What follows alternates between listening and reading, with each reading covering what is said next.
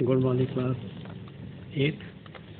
जैसा कि आप जानते हैं कि आपके सभी कोर्स कंप्लीट हो चुका है और इसके बाद जो मैं बता दे रहा हूँ शब्द भेद निबंध आप जानते हैं।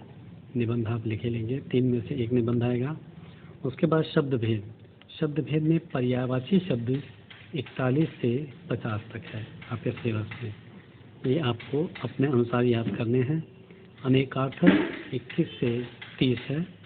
एकार्थी प्रतीत होने वाले शब्द 17 से 25 तक है और अनेक शब्दों के लिए एक शब्द 35 से 36 से 50 तक है। विलोम संयोग से कृतज्ञ तक है और शुद्ध सम भिन्नार्थक शब्द 23 से 30 तक है। समूहवाची शब्द 23 से 30 तक है। इन शब्दों को आप याद करेंगे, इसमें से प्रश्न आएंगे जो आपके सिलेबस में है, उसी में से प्रश्न आएंगे। पत्र लेखन में औपचारिक और अनौपचारिक पत्र का फॉर्मेट अपलोड कर दिया गया है। किताब अगर कहीं कोई संदेह होता है तो किताब के अनुसार चलेंगे, अपने बुक के अनुसार चलेंगे। अनेकार्थक शब्द भेद में देखिए पर्यायवाची 41 से 50। देखिए मैं आपको थोड़ा सा गाइड कर देता हूँ। पेज नंबर है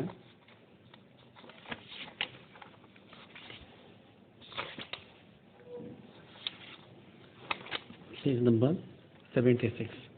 41 से 50 शक्ति से और लास्ट तक पर्वत।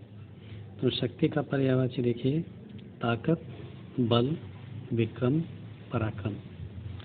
चंद्रमा का पर्यायवाची देखिए इंदु, चंद्र, चांद, शशि, सोम, सुधांशु, हिमांशु, सुधाकर, विधु, राकेश। उसके बाद इच्छा का पर्यायवाची आकांक्षा, चाह, अभिलाषा, कामना। उसके बाद सूर्य का पर्यायवाची है रवि, दिनेश, आदित्य, दिनकर, दिवाकर, भानु, सूर्य, प्रभाकर, मार्तंड। 45वां शब्द है सुगंध का सौरभ, सुरभि, खुशबू, महक। 46वां शब्द है अमृत का पीयूष, सुधा, अमी, सोम। 47 का है पृथ्वी का धरा, धरती, वसुधा, वसुंधरा, अवनी, क्षिति, भूमि और जमीन। 48 है समुद्र में है सागर, जलधि, वारिधि, सिंधु, रत्नाकर, नदीश, उदधि, जलनिधि। पत्थर का है प्रस्तर, पाषाण, अश्म, उपल। और 50वां शब्द है पर्वत का पहाड़, गिरि, शैल, भूधल और अचल। इसको आप याद करेंगे। और इसके बाद है अनेकार्थक शब्द में देखिए 21 से 30 तक है, 21 से 30 तक। 21 से तो योग, जोड़, युक्ति, उपाय या ध्यान। लक्ष्मी का कमला, शोभा, सौंदर्य, धन, वैभव और सौभाग्य। वर्ण का देखिए पेज नंबर 79। वर्ण अक्षर, रंग, ब्राह्मण, क्षत्रिय, आदि वर्ग। वंश का जो है गन्ना, शहतीर, बांस, कुल या समूह। सर का अमृत, पानी, दूध, गंगा, मधु, पृथ्वी, तालाब। सारंग का मोर, सर्प, मेघ, हिरण, धनुष, भौरा, कमल। हरि का अर्थ है हाथी, विष्णु, इंद्र, पहाड़, सिंह, घोड़ा, सर्प, बानर, मेंढक, ब्रह्मा और शिव। दंड का अनेकार्थक शब्द हैं सजा, दंडा, एक व्यायाम और दंडल। दक्षिण, दक्षिण का अर्थ है दाहिना, अनुकूल और दक्षिण दिशा। काल, काल का अर्थ है मृत्यु, समय, मौसम, कोयल, अवसर और लोहा। इसके बाद एकार्थक प्रतीत होने वाले शब्द, इसे आप याद करेंगे अपने आप, और ये है 17 से 25 तक। इसका एक ही अर्थ होता है लेकिन वो भिन्न होते हैं, उसके अर्थों में अलगाव होता है। तो 21 से 25 तक है, 17 से 25, माफ कीजिए। छाया और परछाई, वृक्ष की छाया, छाया का अर्थ होता है वृक्ष की छाया, पेज नंबर 82। बरगद की छाया अत्यंत सघन है। और परछाई मनुष्य, जीवों या वस्तुओं के प्रकाश से बनी छाया करती। छोटा बालक अपनी परछाई से ही डर गया। आचार और व्यवहार, आचार आचरण, चाल चलन और रहन सहन। सद आचार मनुष्य को महान बनाता है। व्यवहार दूसरे के प्रति किया गया व्यवहार, जैसे नाना जी का व्यवहार अत्यंत विनम्र है। आधि और व्याधि, आधि जो होती है मानसिक होती है, मानसिक रोग, और व्याधि शारीरिक रोग। चिंता एक आधि है कि मानसिक है, और बुखार एक व्याधि है क्योंकि शारीरिक है।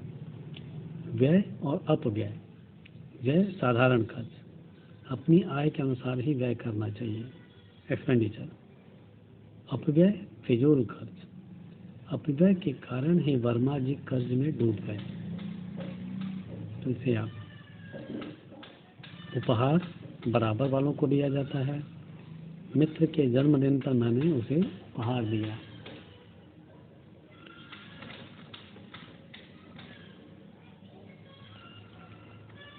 इसके बाद भेंट, भेंट बड़ों को दी जाती है। हमारे प्रधानाचार्य को सम्मान पत्र भेंट किया गया।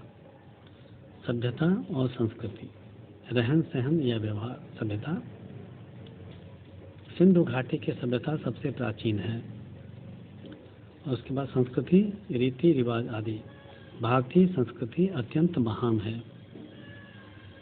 गहरा और घना, झील, कुआं, तालाब आदि। यह तालाब अत्यंत गहरा है। और घना, डेंस, जंगल, बादल आदि।